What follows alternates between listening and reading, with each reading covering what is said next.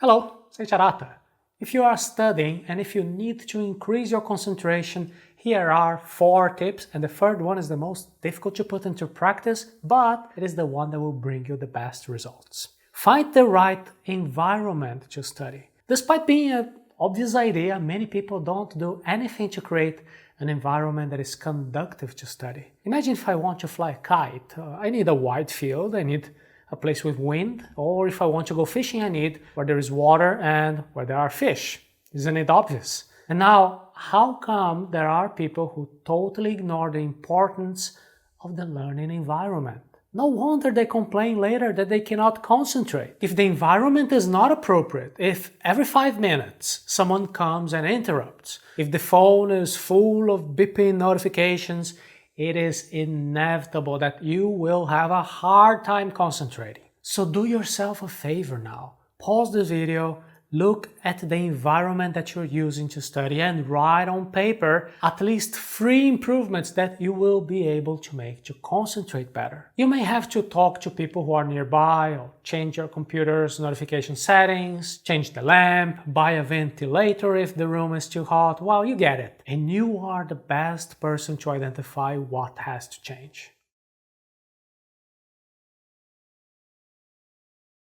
Ready?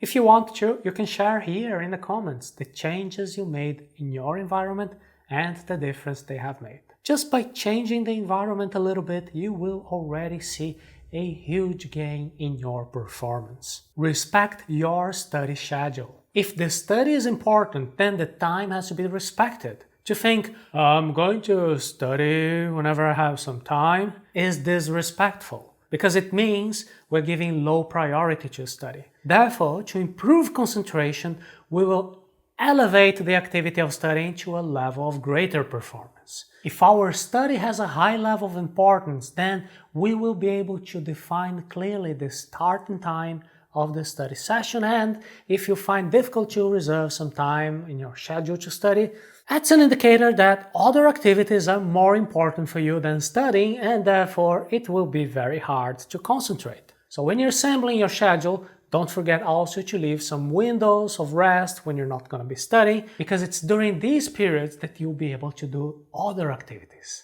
Do you see how we are now reversing the priorities? First, you study, and then whenever you have some time, then you can do the rest. And here comes an appeal to the younger folks who don't yet have children, employment, bills to pay, or some sick family member to take care of.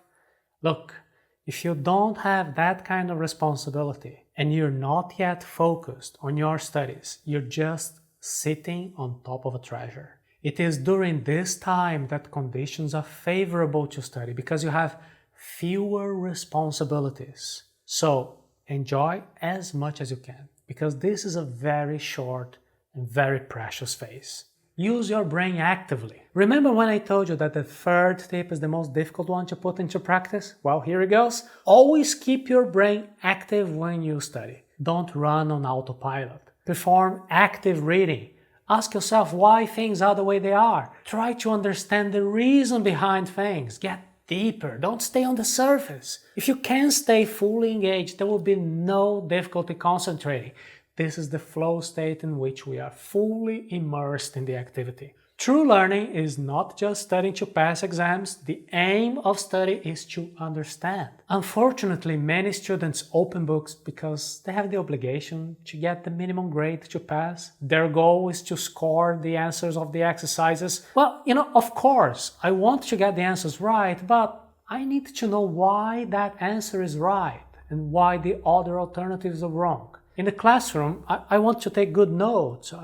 Active note-taking is when I understand what the teacher said, then I compare that idea with my collection of references, of what I already know in my long-term memory, and then I write my own notes using my own words. Beware of the passive mentality during study. Passive mode is repeating like a parrot without understanding things, just replicating exactly the same words that the teacher used without knowing what they mean. You are in fully automatic mode.